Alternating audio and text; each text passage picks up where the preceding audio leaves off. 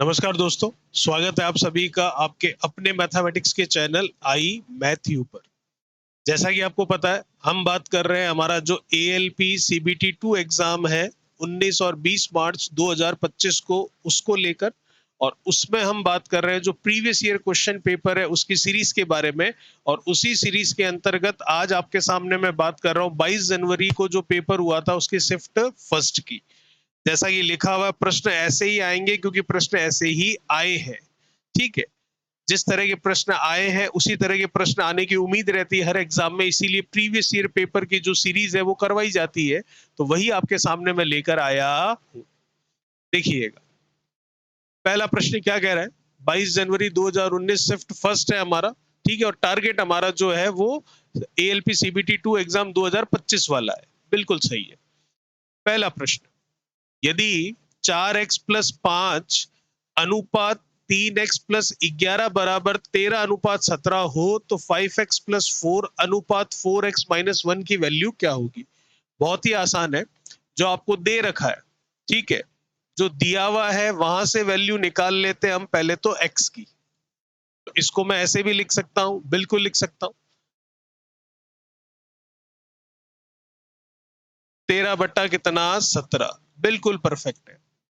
यहां से अभी x की वैल्यू निकालते हैं तो कटने के लिए कुछ नहीं है, तो क्रॉस मल्टीप्लीकेशन वज्र गुणा कर देते हैं। 17 का कर लेते हैं किससे, 4 से। तो 17 का 4 से करूंगा तो 34, और 34 का 68 68x हो जाएगा। और 17 का 5 से 85 हो जाएगा। 13 का 3 से इधर कर लेंगे 39 हो जाएगा और x साथ में आएगा। और 11 और 13 का 143 हो जाएगा। अब x की वैल्यू निकाल लिए जो कि अगले स्टेप में आ रही है आपके सामने। ये 68 है, ये 39 है, तो 39 इधर लेकर आऊंगा तो 40 होगा, तो 28 और वो कितना हो जाएगा 29x हो जाएगा। ये 85 है, उधर लेकर जाऊंगा तो माइनस का होगा, तो 15 इधर है और 43 उधर है, तो 15 और 43 करूंगा तो 53 और 58 हो जाएगा। 29 का डबल होता है 58, तो x की वैल्यू 2 आपके सामने निकल कर आ रही है।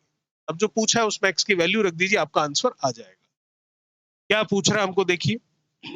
हमको पूछ रहा है कि 5x+4 अनुपात 4x-1 कितना होगा। बिल्कुल आराम से कर सकते हैं। 5x, x कितना है भाई 2, तो 5 इंटू 2 कितना हो गया 10, 10 और 4 कितना हो गया 14। बिल्कुल ठीक है। अनुपात मतलब बट्टा लगा सकता हूँ, एक ही बात है। 4x-1, तो x का मान कितना 2 है, तो 4x मतलब 4 इंटू 2 8, -1 कितना हो जाएगा आपके पास 7। तो 14/7 कितना 2/1, तो इसका मतलब 2/1 कौन सा ऑप्शन मैच कर रहा है आपका, सी ऑप्शन बिल्कुल सही। तो ये पहला प्रश्न था जिसका आंसर आ रहा है सी, 2:1। अगला प्रश्न, क्वेश्चन नंबर सेकंड। आपको कह रहा है कि a प्लस बी बराबर कितना 7 है और ए बी बराबर कितना है 12 है, तो ए स्क्वायर प्लस बी स्क्वायर क्या होगा। बिल्कुल बता सकते हैं, कोई समस्या नहीं है। आप इसको ऑप्शन से भी कर, ऑप्शन मतलब नंबर मानकर भी कर सकते हो। ठीक है, और पूरा मेथड से करना है तो वो भी कर सकते हो। दोनों तरीके मैं आपको बता दूंगा।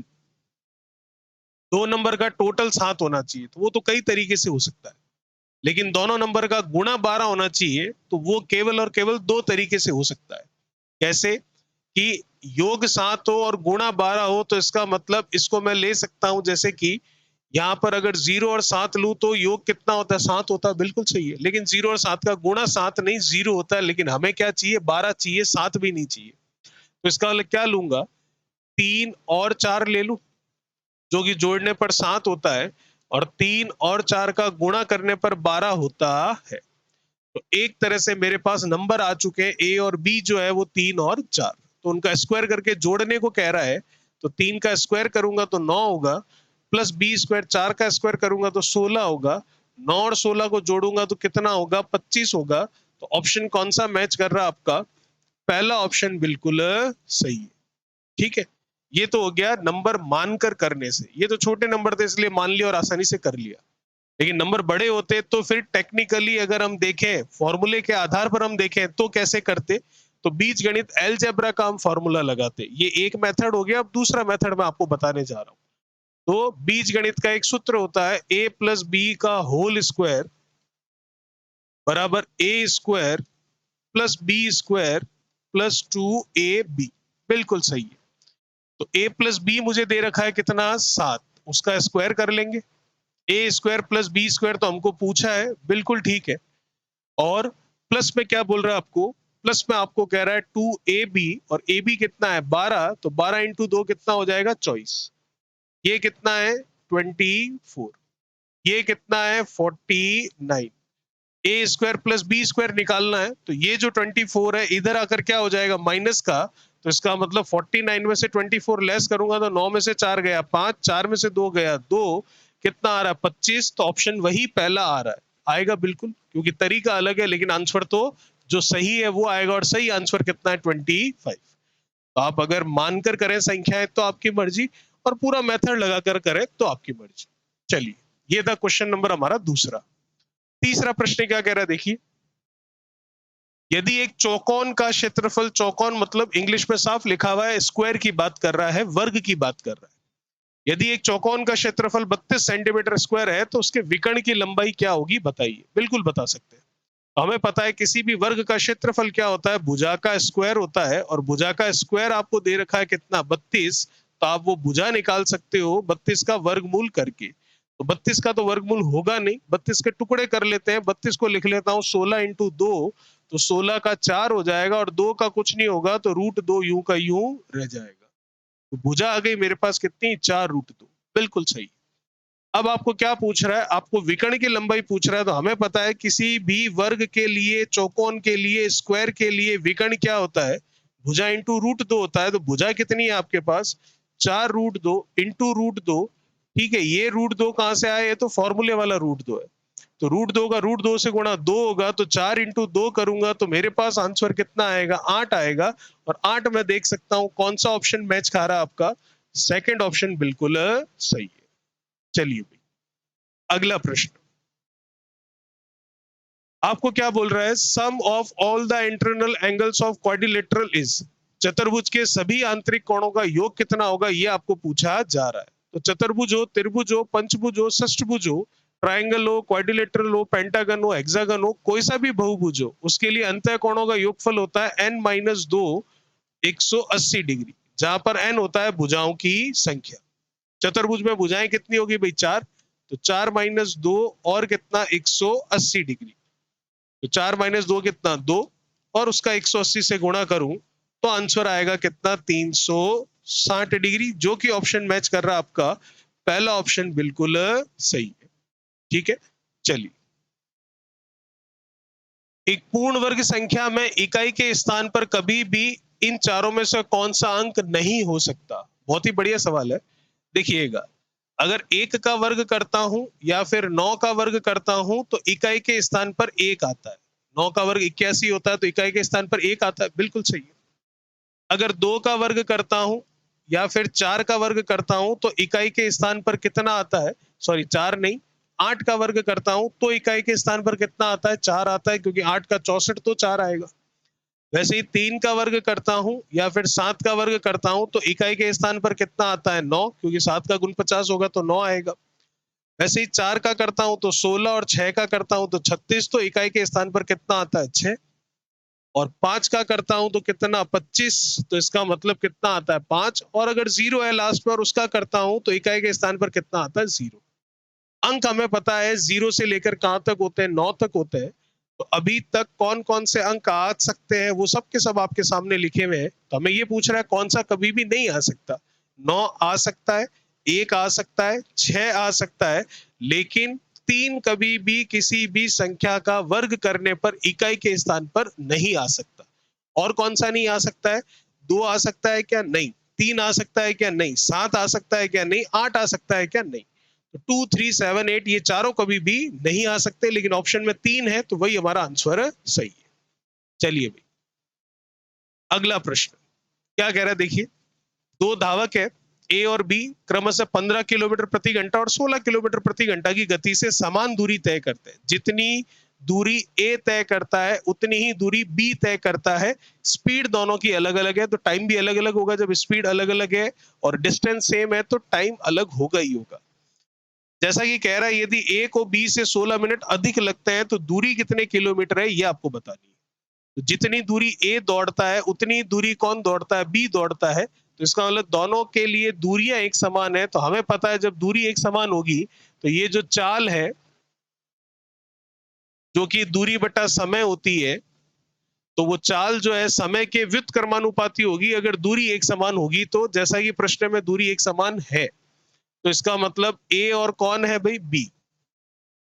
इनके लिए अनुपात ले सकता हूं मैं किसका, चाल का। तो ए की चाल 15 और बी की चाल कितनी, 16। कटेगी नहीं दोनों, तो ये चाल का रेशियो है, स्पीड का रेशियो हमारे पास। तो इसका इन्वर्स करूंगा तो मेरे पास समय का अनुपात आ जाएगा जो कि 16:15 होगा। क्यों? क्योंकि जो दूरी है वो दोनों केस में एक समान है, इसलिए चाल और समय दोनों एक दूसरे के व्युत्क्रमानुपाती होंगे। अब हमको कह रहा है कि ए को बी से 16 मिनट अधिक लगते हैं। तो ए को 16 इकाई लगता है, बी को 15 इकाई लगता है। तो इकाई में एक का फर्क है और वो एक का फर्क किसके बराबर है, 16 मिनट के बराबर है, जैसा कि आप देख सकते हो। प्रश्न में कह रहा है, तो मुझे पूछ रहा है दूरी कितनी है। तो अगर आपको दूरी निकालनी है तो आप चाहे तो ए द्वारा वो दूरी तय करवा लो या बी द्वारा दूरी तय करवा लो, दोनों केस में दूरी एक समान ही है। तो हम तय करवा लेते हैं ए से, ठीक है। तो इसका मतलब एक का मतलब 16 मिनट है, तो ए को समय कितना लग रहा है, 16 इकाई। तो 16 इकाई का मतलब कितना होगा, 16 इंटू 16 मतलब 256 मिनट। और आप 16 इंटू 16 लिखना चाहे तो भी लिख सकते हैं, कोई दिक्कत वाली बात नहीं। लेकिन समय नहीं पूछा जा रहा है, दूरी पूछी जा रही है। तो दूरी हमने देखा क्या होगा, चाल इंटू समय। ए की चाल कितनी है, ए की चाल है आपके सामने 15 किलोमीटर प्रति घंटा। तो ये लीजिए 15 किलोमीटर प्रति घंटा। ए की चाल कितनी है हमारे पास, इधर सॉल्व कर लेते। ए की चाल है हमारे पास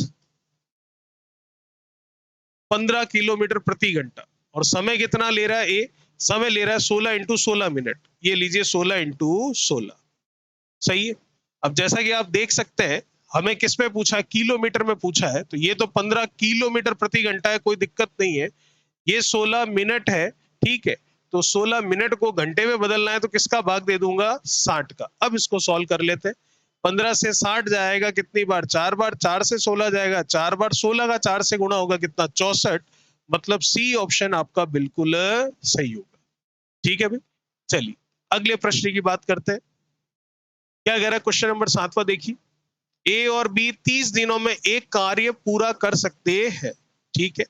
ए, बी और सी तीनों वही काम 21 दिनों में पूरा कर सकते हैं। तो सी अकेला उसे कितने दिनों में पूरा कर सकता है, ये आपको पूछा जा रहा है। बहुत ही आसान सा प्रश्न है।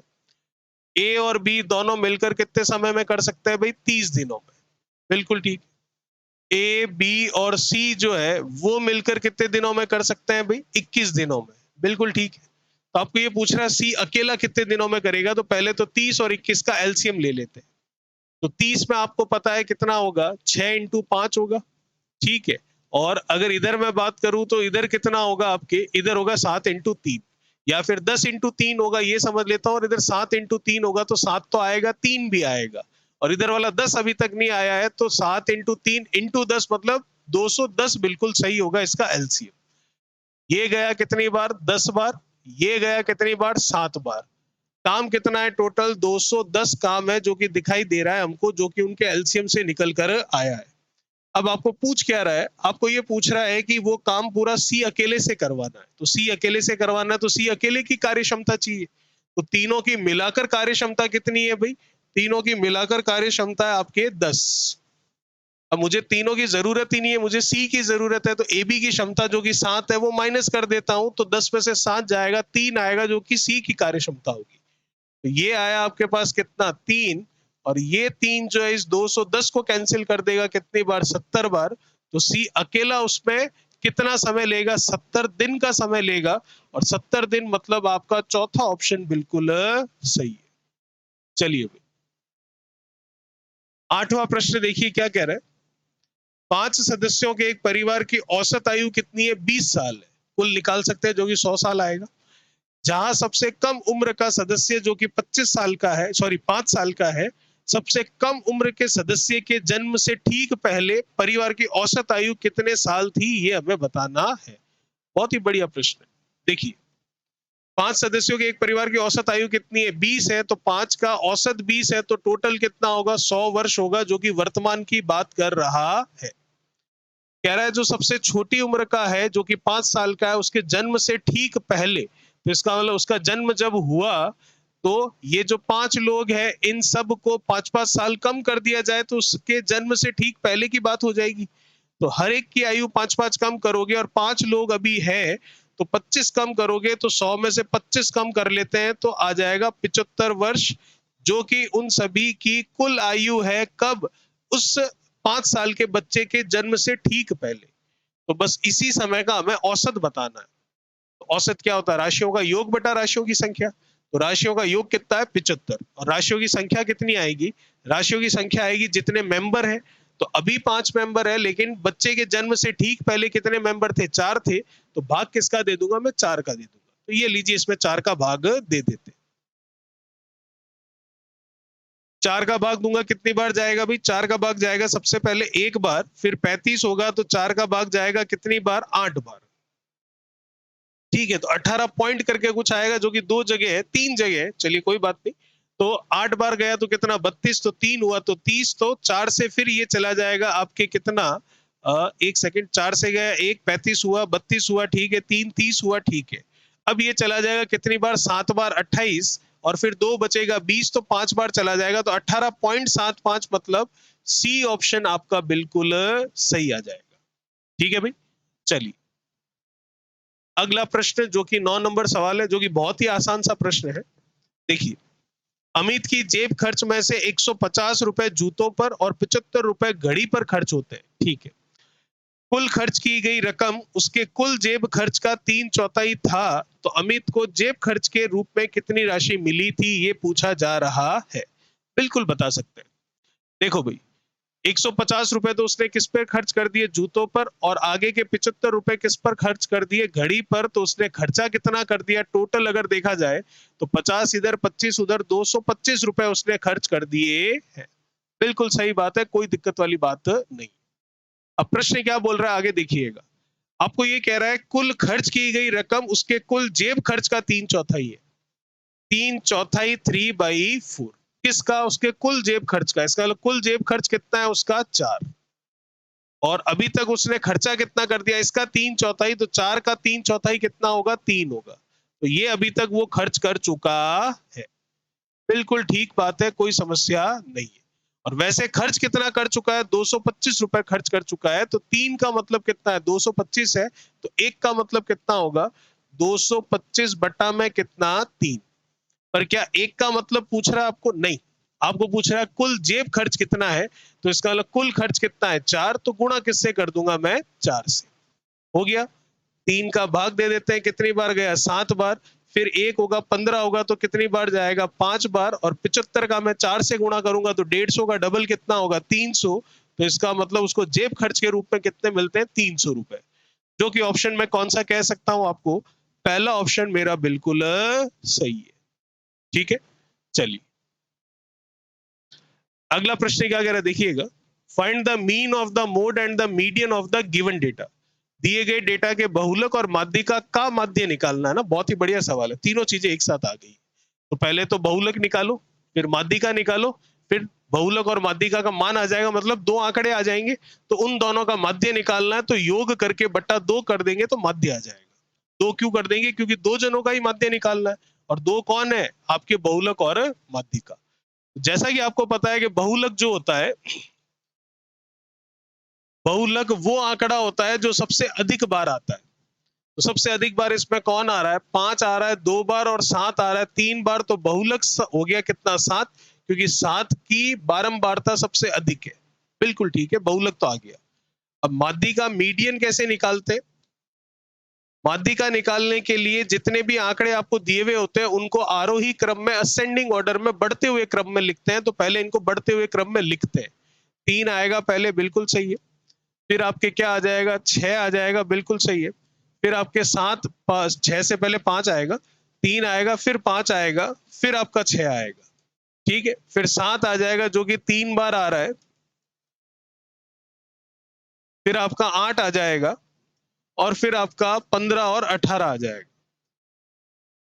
तो टोटल कितने, 1 2 3 4 5 6 7 8 9। इधर कितने भाई, 1 2 3 4 5 6 7, अच्छा 5 2 बार था, मैंने एक बार ही लिया है, तो ये लीजिए एक बार 5 और ले लेते हैं। तो टोटल 10 थे जो कि 10 हो चुके हैं। ठीक है, चलिए अब माध्यिका निकालनी है तो आरोही क्रम में तो लिख दिया, असेंडिंग ऑर्डर में तो लिख दिया। अब इनके बीच पे जो होगा वही इनकी माध्यिका होगी। तो टोटल 10 है तो बीच पे कहाँ होगा, जो 5 इधर और 5 इधर करने पर होगा। तो 1 2 3 4 5 और 1 2 3 4 5 ये यहाँ पर बीच में है। तो इसकी माध्यिका निकालनी है तो माध्यिका क्या होगी, जो बीच में है, पर बीच का मान पता ही नहीं है। तो इसका मतलब आसपास में जो है उनको जोड़कर आधा कर दो तो बीच का मान आ जाएगा। तो 7 और 7 14, 14 का आधा कितना 7, तो बीच का मान कितना आ गया 7। तो माध्यिका कितनी आ गई इसकी 7। अब हमें बहुलक पता है 7 है और माध्यिका पता है 7 है, तो बहुलक और माध्यिका का माध्य निकालना है। तो माध्य क्या होता है, राशियों का योग बटा राशियों की संख्या। तो राशियों का योग मतलब पहली राशि 7 जो कि बहुलक है, दूसरी राशि 7 जो कि क्या है माध्यिका है, और बटा राशियों की संख्या तो 2 है, तो 14 बटा 2 करूंगा तो कितना आएगा 7 आएगा। तो इसका मतलब सेकंड ऑप्शन आपका बिल्कुल सही है, यही आपको पूछा था। चलिए बात करते हैं नेक्स्ट क्वेश्चन नंबर 11 के बारे में। क्या कह रहा है 11वां, देखिएगा। दो नल क्रमशः 8 मिनट और 20 मिनट में एक खाली टंकी भर सकते हैं, कोई दिक्कत वाली बात नहीं। हालांकि एक साथ रिसाव की वजह से वे 30 मिनट में ये टंकी भर सकते हो, मतलब दोनों भर सकते हैं इतने और इतने मिनट में, और दोनों को एक साथ खोला जा रहा है और साथ ही साथ लीकेज भी हो रहा है, रिसाव भी है, तब भरने में कितना समय लग रहा है, तब भरने में 30 मिनट का समय लग रहा है। तो आपको ये पूछ रहा है पूरी टंकी खाली करने के लिए रिसाव को कितना समय लगेगा, ये बताना। बिल्कुल बता सकते हैं।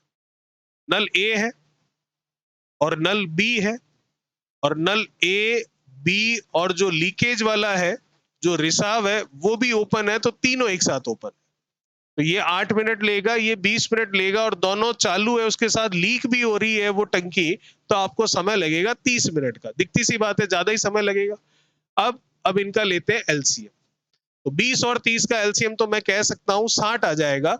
अब 60 और 8 के लिए बात करूं तो 60 अगर मैं देखूं तो 15 चौक 60 होता है, तो 15 कोई दिक्कत नहीं है, 8 से कोई लेना देना नहीं है उसका। 4 की बात करूं तो 2 का स्क्वायर होता है, लेकिन ये 2 का क्यूब होगा, तो 1 2 और लेना पड़ेगा। तो जो 60 आया उसके साथ 1 और 2 लूंगा तो 120 आ जाएगा इसका मेरा एलसीएम।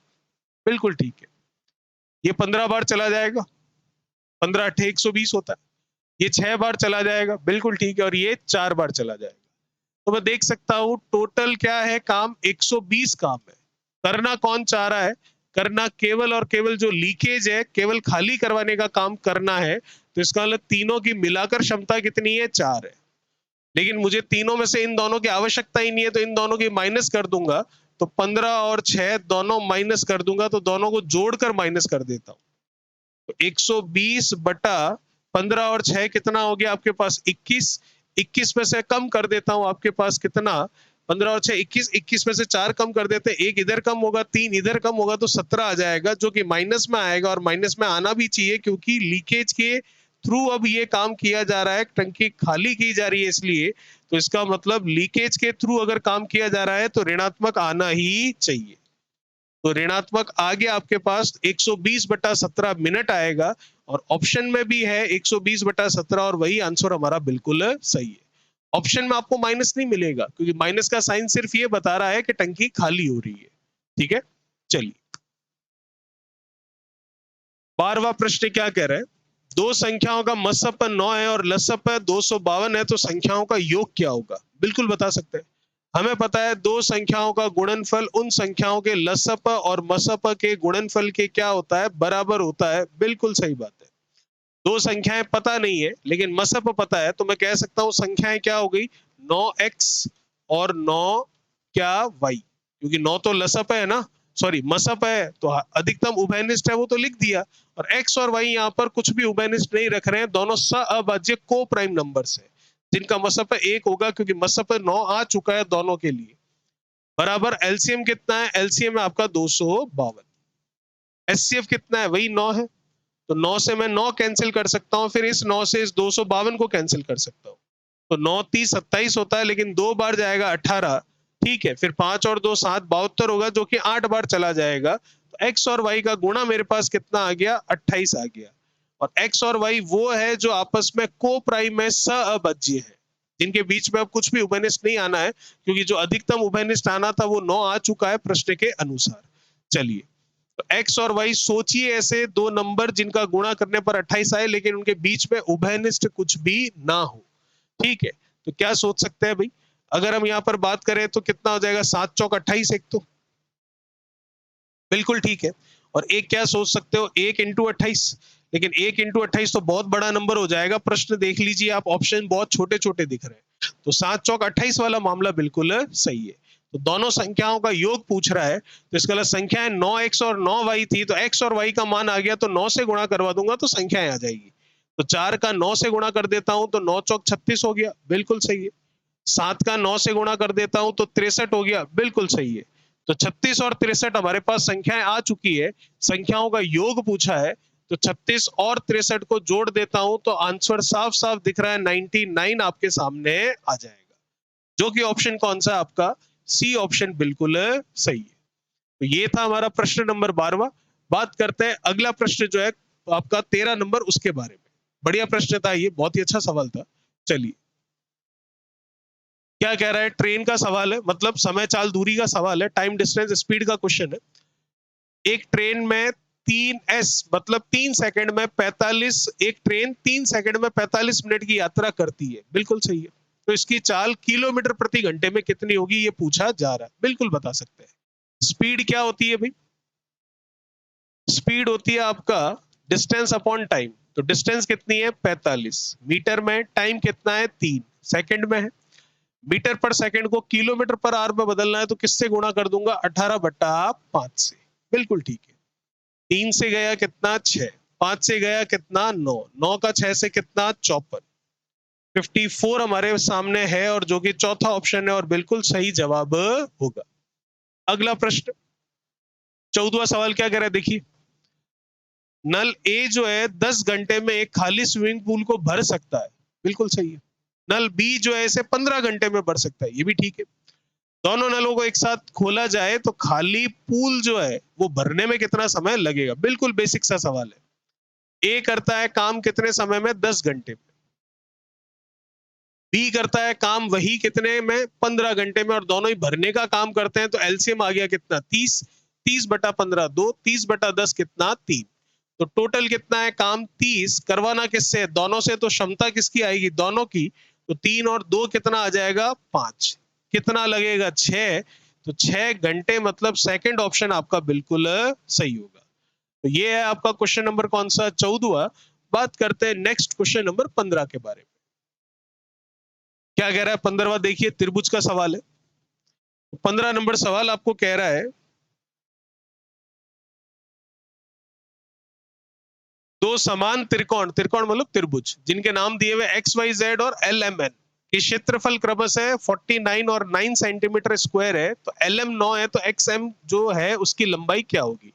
आपको पता है दो त्रिभुज अगर सिमिलर होते हैं, एक समान होते हैं, तो उनके जो क्षेत्रफलों का अनुपात होता है, वो अनुपात उनकी संगत भुजाओं के वर्गों के अनुपात के क्या होता है? बराबर होता है। तो इसका मतलब इसका क्षेत्रफल कितना है? 49। इसका क्षेत्रफल कितना है? 9। तो ये इनके क्षेत्रफलों का अनुपात जो कि बराबर होगा किसके? जैसे कि ये त्रिभुज है एक्स वाई जेड, और ये त्रिभुज है आपका एल एम एन, संगत भुजाओं के वर्गों के अनुपात के बराबर होगा। एल एम मुझे दे रखा है कितना है? 9, और एक्स वाई मुझे पूछा है, तो इसका एक्स वाई की संगत कौन है? L M. तो 49 मतलब एक्स वाई का स्क्वायर, बिल्कुल ठीक है, और एल एम मतलब 9 का स्क्वायर, जो कि 81 आप लिख सकते हो। यहीं से हमारा आंसर निकल कर आ जाएगा। 9 से ये 9 का स्क्वायर एक बार कटेगा तो केवल 9 बचेगा। 9 का इधर गुणा कर देता हूं, गुणा करके लिखूंगा नहीं, क्योंकि गुणा करूंगा बड़ा नंबर आएगा, और फिर एक्स वाई का मान निकालने के लिए वर्ग हटाऊंगा तो फिर वर्गमूल करूंगा, तो बड़े नंबर का वर्गमूल करें, इससे अच्छा 49 और 9 का वर्गमूल सीधा सीधा हमें याद है वही लिख लेते हैं। तो 49 का कितना होगा भाई? 7। 9 का कितना होगा भाई? 3। तो कितना आएगा? 21। एक्स वाई की वैल्यू आ गई 21, जो कि मैं देख सकता हूं कौन सा है? डी ऑप्शन आपका बिल्कुल सही। ठीक है भाई, चलिए अगला प्रश्न क्या कह रहा है? 16वां देखिएगा। एक वस्तु को 576 रुपए में बेचा गया, ठीक है, विक्रय मूल्य पता है, जबकि इसका लागत मूल्य 600 रुपए था, तो हानि का प्रतिशत कितना है? बहुत ही बेसिक सा सवाल है। क्रय मूल्य कितना है? 576, बेचा कितने में? 600 में, तो हानि हो रही है या लाभ हो रहा है? अच्छा, लागत मूल्य, ठीक है भाई, बेचा इसको कितने में, 576 में, तो ये विक्रय मूल्य, पहले विक्रय दे रखा है और फिर लागत मतलब क्रय मूल्य दे रखा है, तो लाभ नहीं हानि हो रही है। बिल्कुल हो रही है साहब। कितने की हो रही है? जितना इनका अंतर है। कितना अंतर है भाई? 24 का अंतर है। बिल्कुल ठीक है। तो 24 रुपए का नुकसान हो रहा है, बिल्कुल हो रहा है। ये 24 रुपए का नुकसान हो किस पर रहा है? क्रय मूल्य 600 पर हो रहा है और प्रतिशत के लिए गुणा में क्या कर दोगे? 100। डबल जीरो से डबल जीरो गया, 6 इस 24 को काट देगा कितना? 4 बार, तो 4% मतलब ए ऑप्शन जो है वो आपका बिल्कुल सही आएगा। ठीक है भाई, चलिए ये था हमारा क्वेश्चन नंबर 16। बात करते हैं नेक्स्ट क्वेश्चन नंबर 17 के बारे में। क्या कह रहा है क्वेश्चन नंबर 17? देखिएगा, एक टेलीविजन सेट जो कि 650 रुपए में खरीदा गया, कोई दिक्कत नहीं है, और बाकी 50 रुपए इसके परिवहन पर, ट्रांसपोर्टेशन पर, मतलब लाने ले जाने के लिए खर्च किए गए। अब 20% वो लाभ कमाना चाहता है, तो इसकी कीमत क्या होगी बेचने की? विक्रय मूल्य आपको पूछ रहा है, बिल्कुल बता सकते हैं। खरीदा कितने में? 650 में, लेकिन 50 रुपए तो और खर्च कर दिए ना उस पर, तो कुल मिलाकर वो टेलीविजन आया कितने में? 700 रुपए में आपके पास आया। बिल्कुल सही है। अब 20% लाभ कमाने के लिए इसे किस कीमत पर बेचेगा? तो है कितने का? 700 का। 20% कमाना है, मतलब 120% करके बेचेगा तब कमाएगा। तो 700 का 120% निकाल लूं तो 12 का 7 से गुणा कितना? 84, और पीछे का जीरो, तो 840 रुपए मेरा उत्तर आएगा, जो कि साफ साफ नजर आ रहा है। और वो साफ साफ नजर आ रहा है आपको कौन सा? चौथा ऑप्शन। तो इसका मतलब 840 मेरा आंसर बिल्कुल सही है। चलिए क्वेश्चन नंबर बात करते हैं 18वें की, अगला, जो कि ब्याज का सवाल है। ठीक है, देखिए, 1250 रुपए की राशि 4 वर्षों में 1550 रुपए होती है, तो साधारण ब्याज की दर क्या है? आपको दर बतानी है। मूलधन दिया हुआ है 1250, बिल्कुल सही है। मिश्र धन दिया हुआ है 1550, क्योंकि होती है ना इतनी, तो हो जाने वाला धन मिश्र धन होता है, अमाउंट होता है। प्रिंसिपल है, अमाउंट है, तो ब्याज कितना है? जो इनका अंतर है। कितने का अंतर है? 300 रुपए का अंतर है, तो सरल ब्याज कितना है? 300 रुपए। सरल ब्याज का सूत्र क्या होता है? मूलधन जो कि 1250 है, इंटू समय जो कि हमको दे रखा है 4 साल, इंटू दर जो कि बतानी है, और बट्टा में कितना भाई? 100। इसको सरल कर लेते हैं, हमारा उत्तर आ जाएगा। कैंसिल करने के लिए तो कैंसिल कर सकते हैं। 4 इस 300 को काटेगा तो पहले 150 होगा, और फिर 150 का आधा 75 होगा, बिल्कुल सही है। फिर मैं जीरो और जीरो कैंसिल करना चाहूंगा, और 25 से इसको 3 बार, और 25 से इसको मैं काटना चाहूंगा कितनी बार? 5 बार।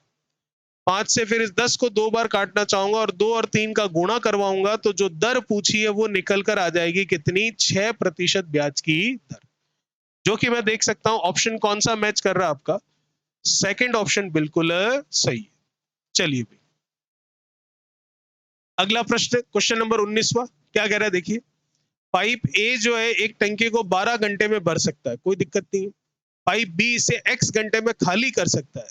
ठीक है, यदि दोनों पाइपों को एक साथ खोल दिया जाता है तो टंकी 30 घंटे में भर जाती है, तो x का मान क्या है वो आपको पूछा है।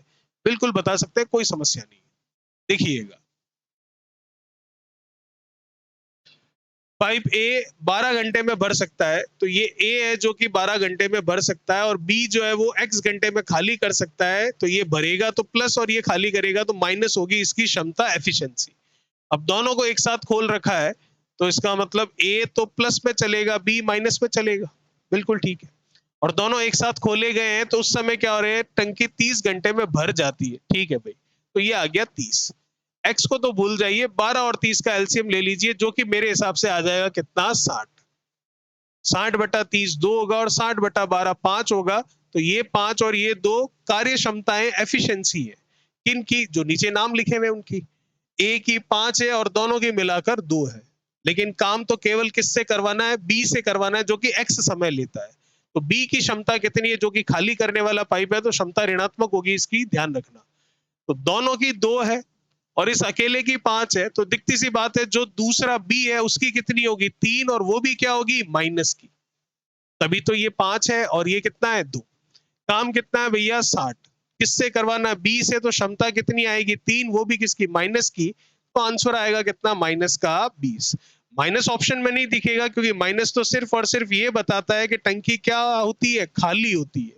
तो 20 हमारा उत्तर होगा, जो कि ऑप्शन कौन सा मैच कर रहा है, पहला ऑप्शन बिल्कुल सही है। और जब बात खाली करवाने की आ रही है तो समय ऋणात्मक आना ही चाहिए। क्यों? क्योंकि अगर ऋणात्मक नहीं आएगा समय तो फिर आपका उत्तर क्या होगा, गलत होगा। ऑप्शन में ऋणात्मक नहीं दिखेगा, यहां तक ऋणात्मक आएगा और जो नेगेटिव का साइन है वो सिर्फ यही बताएगा कि टंकी खाली हो रही है। चलिए भाई, अगला प्रश्न। 5% पर एनम आपको दे रखा है, प्रत्येक वर्ष दे रखा है दर, उससे 5 वर्षों के लिए निवेश किया गया 1450 रुपए पर साधारण ब्याज कितना होगा। बहुत ही साधारण सा सवाल है साधारण ब्याज का। सरल ब्याज हमें पता है, मूलधन जो कि है 1450 इंटू समय जो कि 5 है, इंटू दर जो कि 5 है, और बट्टा में कितना, 100। बिल्कुल सही है। 5 इंटू 5 कितना, 25 होता है, और 25 से 100 4 बार जाता है, कोई समस्या नहीं है। अब 1450 का चौथा भाग करना है, बिल्कुल कर लेते हैं। 1400 का 700 और 50 का 25 हो जाएगा, बिल्कुल सही है। फिर 700 का और आधा कर लेते हैं तो 350 हो जाएगा, और 25 का और आधा कर लेते हैं तो 12.5 हो जाएगा। 350 और 12.5 362.5, सी ऑप्शन मेरा बिल्कुल सही आएगा। चलिए भाई, अगला प्रश्न इकाई अंक से लिया गया है। ठीक है, तो इकाई अंक पूछा है आपको। इकाई अंक क्या होगा, तो देखिएगा, जैसा कि मैंने बताया था आपको पिछले वाले वीडियो में भी, 23 जनवरी का जो तीसरे शिफ्ट का प्रश्न था उसमें भी ऐसा कुछ आया था। तो 0 1 5 6 ये जो होता है, इसमें वापस इकाई अंक 0 1 5 6 ही आता है। 4 और 9 होता है तो उसमें घात सम विषम के अनुसार आता है। और बचे 2 3 7 8, उसमें हम घात में भाग देते हैं 4 का, क्योंकि साइक्लिसिटी 4 की चलती है, हर चौथे पर वही इकाई अंक आता है, इस वजह से। ठीक है, तो ये 2 3 7 8 में से हमारे पास 3 और 2 है, तो इसका मतलब घात में किसका भाग देंगे हम, 4 का, जो कि मैं देख रहा हूं पूरा पूरा जा रहा है। 36 में भी पूरा जा रहा है और 20 में भी पूरा जा रहा है। अगर शेषफल बचता है 1 2 3, क्योंकि 4 का भाग देने पर 1 2 3 ही बचेगा, 4 तो बचेगा नहीं, 4 आएगा तो पूरा पूरा भाग चला जाएगा। तो 1 2 3 शेषफल बचता है, तब तो 1 2 3 घात लगा देते हैं। और जब शेषफल बचता ही नहीं है, पूरा पूरा भाग जाता है, तो उस समय घात कितनी लगाते हैं, 4 लगाते हैं। तो 3 की घात कितनी करूंगा, 4। उधर 2 की घात कितनी करूंगा, 4। 3 की घात 4 मतलब कितना, 81, और 81 का इकाई अंक कितना, 1। 2 की घात 4 करूंगा तो 2 की घात 4 मतलब कितना होगा, 16, और 16 का इकाई अंक कितना, 6। तो 1 माइनस 6 करना है। ये 1 और 6 नहीं है, 1 के आगे भी नंबर है और 6 के आगे भी नंबर है, लेकिन केवल बातें किसकी हो रही है, इकाई अंक की। 1 में से तो 6 जाएगा नहीं, बिल्कुल नहीं जाएगा, तो 1 हासिल लूंगा, तो 1 का 11 हो जाएगा, 11 में से 6 जाएगा तो 5 बचेगा, तो इकाई का अंक कितना आएगा, 5 आएगा, जो कि ऑप्शन मैच कर रहा है आपका कौन सा, पहला ऑप्शन बिल्कुल सही है। चलिए भाई, 22वां प्रश्न क्या कह रहा है, देखिए। डी एक रेखाखंड AB का मध्य बिंदु है। ए और डी के सह निर्देशांक आपको दे रखे हैं 2,4 जो कि ए के हो गए, और -1,3 जो कि डी के हो गए। तो बी के सह निर्देशांक क्या होंगे, ये आपको पूछ रहा है। बिल्कुल बना सकते हैं, ये हो गई लाइन ए और ये क्या, बी। ये इसका मध्य बिंदु हो गया डी। ए के निर्देशांक कितने हैं, ए के निर्देशांक है आपके 2,4। डी के कितने, -1,3।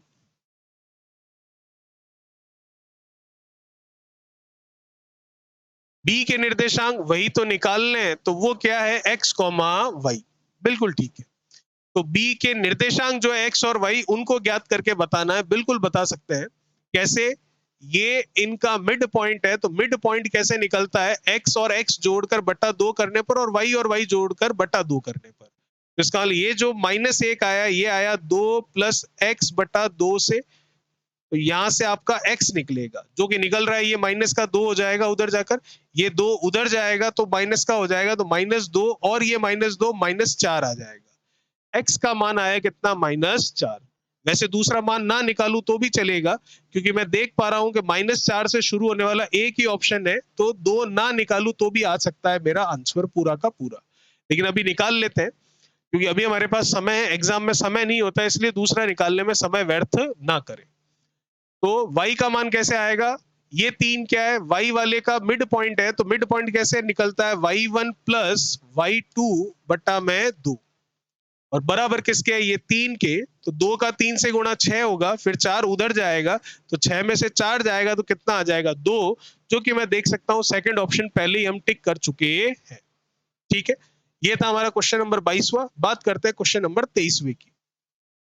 क्या कह रहा है 23वां, देखो भाई। चौकोन का मतलब वही स्क्वायर, वही वर्ग हो गया, उसका क्षेत्रफल क्या होगा जिसका विकर्ण हमें दे रखा है। ठीक है भाई, विकर्ण क्या होता है? भुजा गुणा √2, जो कि 4 के बराबर है। तो भुजा कितनी आ जाएगी? 4/√2। इसको भी सरल कर सकता हूं, लेकिन यही छोड़ देते हैं, आवश्यकता नहीं है, क्योंकि उत्तर अभी आगे निकालना है हमें। क्षेत्रफल पूछा है, जो कि भुजा का स्क्वायर होता है, ए का स्क्वायर होता है। तो ए का स्क्वायर 4 का स्क्वायर 16, और √2 का स्क्वायर कितना? 2। तो 16/2 कितना आ जाएगा आपके पास? 8 आ जाएगा। इसका मतलब कौन सा ऑप्शन मैच कर रहा है आपका? सी ऑप्शन बिल्कुल सही है। चलिए अगला प्रश्न 24वां। काफी बड़ा सवाल दिख रहा है अभी। सवाल पूरा नहीं दिख रहा है तो थोड़ा सा इसको ऐसे कर लेते हैं। ध्यान से देखिएगा, सवाल काफी बड़ा है। पहले तो क्वेश्चन पढ़ता है, फिर इसके ऑप्शन पढ़ेंगे। क्वेश्चन क्या कह रहा है? दिए गए प्रश्न को ध्यान से पढ़ें और निर्णय लें कि निम्नलिखित में से कौन सा कथन प्रश्न का उत्तर देने के लिए पर्याप्त है। ठीक है, ये आपको स्टेटमेंट दे रखे हैं यहाँ पर। दो कौन से स्टेटमेंट है, जो भी है, ठीक है। और आपका सवाल क्या है, पहले तो उसके बारे में बात करते हैं। सवाल यह है कि प्रत्येक छात्र द्वारा वहन किया गया पिकनिक की लागत का हिस्सा कितना था।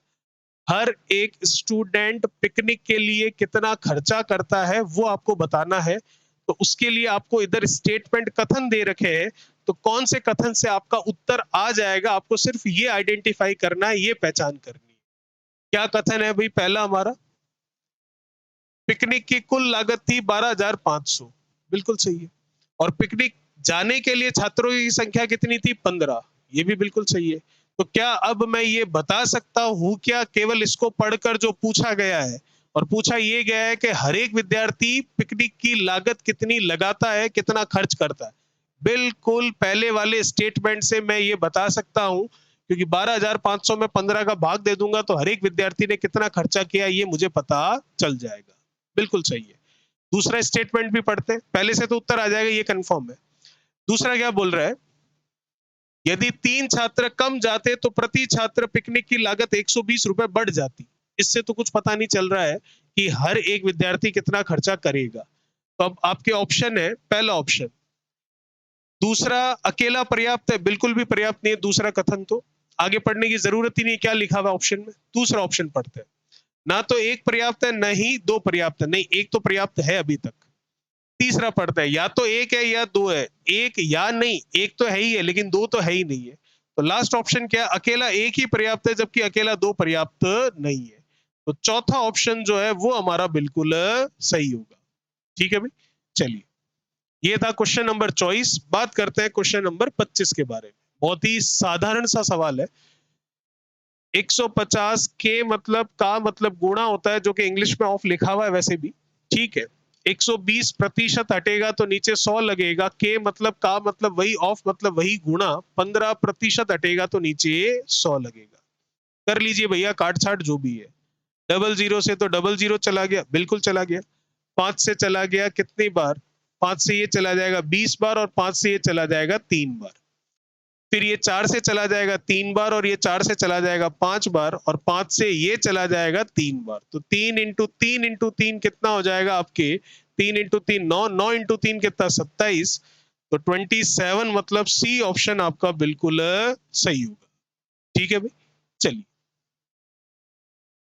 26वां सवाल क्या कह रहा है, देखिए। समीकरण दे रखी है, उसके मूलों का अंतर क्या होगा। सबसे पहली बात, मूल क्या होते हैं, रूट्स क्या होते हैं। वो वैल्यू जो इस समीकरण में रखने पर क्या आ जाए? 0 आ जाए। और वो वैल्यू किसकी होती है? एक्स की होती है। वही तो उसके रूट्स, उसके मूल, उसके शून्यांक, उसके जीरोस कहलाते हैं। तो पहले इस समीकरण को सरल करके मूल जो भी इसके रूट है, ठीक है, वो निकालते हैं। तो जैसा कि आपको पता है कि जब द्विघात समीकरण को सरल किया जाता है तो गुणनखंड किए जाते हैं, फैक्टर्स किए जाते हैं। तो आपको ऐसा गुणा करना है जिसका गुणा करने पर माइनस का 16 आ जाए, और जोड़ने पर कितना आ जाए? माइनस का 6 आ जाए। तो गुणा कौन कौन से हो सकते हैं भाई? 16 और 6 के लिए। तो 16 तो 8 × 2 से आता है, बिल्कुल सही है। तो 8 और 2 से 6 आ जाएगा क्या? बिल्कुल आ जाएगा। कैसे? माइनस का 8 और आप 2 करोगे तब आपके पास, प्लस का 2 करोगे तब। तो माइनस का 8 और प्लस का 2 करोगे तो माइनस का 6 आपके सामने आ जाएगा। और 8 और 2 का गुणा 16, माइनस प्लस का गुणा माइनस, बिल्कुल सही है। ठीक है भाई, चलिए अब आपको क्या पूछ रहा है, मूलों का अंतर पूछ रहा है। अंतर जैसा कि आपको पता है, अंतर क्या होता है, बड़ी संख्या माइनस छोटी संख्या। तो बड़ी संख्या कौन सी है, प्लस वाली 2 है। छोटी संख्या कौन सी है, माइनस वाली 8 है। तो इनका अंतर करना है तो बीच में माइनस लगा देता हूं, इनका अंतर आ जाएगा।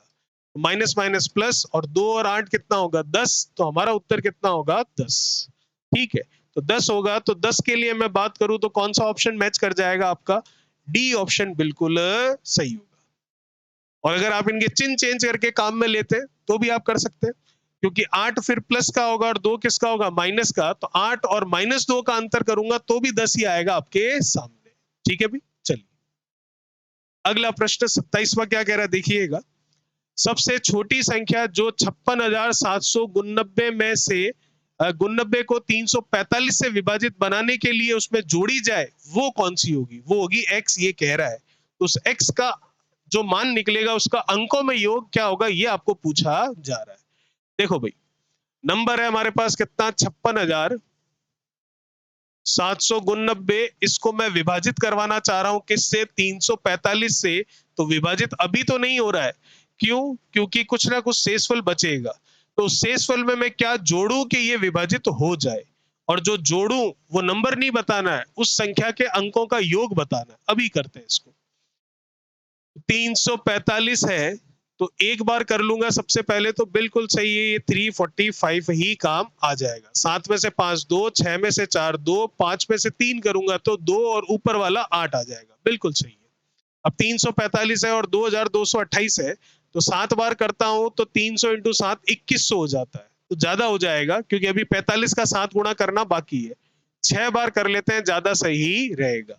तो 6 बार करूंगा तो कितना हो जाएगा अभी, 300 का 6 से गुणा 6 थी 1800, बिल्कुल सही है। और 45 का डबल कितना होता है, 90। ठीक है, तो 90 90 और 90, तो 9 18 27 270 हो जाएगा। ठीक है, और ये कितना आया था, 1800। 1800 और 270 2070 हो जाएगा। तो ये लीजिए 2070। ये 8, 12 में से 7 कम कर दूंगा, तो 12 में से 7 कम करूंगा तो 3 और 2 कितना, 5। ये 1 और आगे वाला 0 होगा, वो लिखने की आवश्यकता नहीं है, 9 लिख लेते हैं जो बचा हुआ है वो। अब 300 का अगर मैं 5 से करूं तो 1500 होता है, बिल्कुल सही है। 6 से करूं तो 1800 हो जाएगा, ज्यादा हो जाएगा। तो 4 से कर लेते हैं, क्योंकि 5 में भी 1500 हो रहा है, लेकिन ये केवल गुण 90, 45 का 5 गुना बाकी पड़ा है अभी, जो कि आगे चला जाएगा। तो मैं कर लेता हूं 4 से। तो 4 का 3 से कितना, 1200, बिल्कुल सही है। और 45 का 4 से करूंगा तो 90, और 90 का डबल कितना, 180। तो कितना हुआ, 1200 और कितना हुआ, 180। तो ये 1380 आ रहा है। ये 9 आया, ये 0 आया और ये 2 आया।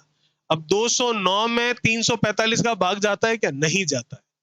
तो फिर शेषफल 209 बच रहा है। अगर आपको कहता कौन सी संख्या घटाई जाए तो 209 हमारा उत्तर हो जाता है, लेकिन ये तो कह रहा है कौन सी संख्या जोड़ी जाए। तो इसका मतलब 209 की जगह 345 आना चाहिए था, तब पूरा पूरा भाग चला जाता। तो 209 में और कितना जोड़ू कि 345 आ जाए, वही जो इनका अंतर है। और इनका अंतर कितना है वो आप देख लीजिए, 209 है तो इसमें 81 डालूंगा तो 300 होगा, और फिर 45 ऊपर का और लूंगा तो 81 और 45 तो 80 और 40 120, और 126 मेरे सामने आ रहा है। 126 ही बन रहा है अभी। 209 तो ये 81 नहीं, सॉरी 91 होगा। तो 126 नहीं 136 बनेगा मेरे सामने, 136 बनेगा। अब क्या बोल रहा है, अंकों का योग करना है। 136 तो वो संख्या आई है जो इसमें जोड़नी है, तब 345 से पूरा पूरा भाग जाएगा। घटाने को बोलता तो 209 घटा देते। तो 136 को जोड़ो अंकों को, तो 1 + 3 + 6 है, तो 6 और 3 9 और 1 कितना, 10। मतलब ऑप्शन कौन सा मैच कर रहा है आपका, चौथा ऑप्शन बिल्कुल सही है। चलिए भाई, अगला प्रश्न क्या कह रहा है, जो कि हमारा अंतिम प्रश्न है। ठीक है, 1 मील लगभग कितने किलोमीटर के बराबर होता है, तो चौथा ऑप्शन बिल्कुल सही है, 1.6 किलोमीटर के लगभग बराबर होता है 1 मील जो है वो। तो ये था हमारा प्रश्न पत्र 22 जनवरी 2019 शिफ्ट फर्स्ट का, जो कि ALP CBT 2 का एग्जाम हुआ था उसका था। और हमने अभी हमारा जो एग्जाम है 2025 19 20 मार्च को, उसको टारगेट करते हुए ये जो प्रीवियस ईयर क्वेश्चन है ये आपके सामने करवाए। तो अगर मैं आपको समझाने में सफल रहा हूं और आपको अच्छा लगा हो वीडियो, तो जरूर जरूर वीडियो को लाइक कीजिएगा। और अगर आप इस चैनल पर नए हैं तो चैनल को सब्सक्राइब जरूर कीजिएगा। और अगर आपको वीडियो अच्छा लगा हो तो लाइक कीजिएगा, और अगर और भी दूसरे स्टूडेंट का भला करना चाहते हो आप तो वीडियो को शेयर कीजिएगा, और अगर आने वाली जो क्लासेस है उनके नोटिफिकेशन चाहते हो तो बेल आइकन को प्रेस कीजिएगा। और अगर इस क्लास का पीडीएफ चाहते हो आप एज इट इज जैसे अभी मैंने पढ़ाया है, तो टेलीग्राम चैनल पर जाकर आई मैथ यू के नाम से जो ग्रुप बना हुआ है उस ग्रुप में आप ज्वाइन कीजिएगा। जैसे ये वीडियो आएगा उसके 10 मिनट बाद में, 5 मिनट बाद में ये पीडीएफ भी वहां पर उस ग्रुप में अपलोड कर दी जाएगी, और आने वाले जितनी भी और क्लासेस है उन सब के बारे में भी आपको अपडेट करवा दिया जाएगा। और जितनी भी क्लासेस ली अभी तक मैंने वो सारी पीडीएफ भी आपको उसी ग्रुप में मिल जाएगी। बहुत बहुत धन्यवाद आपका। Thank you so much.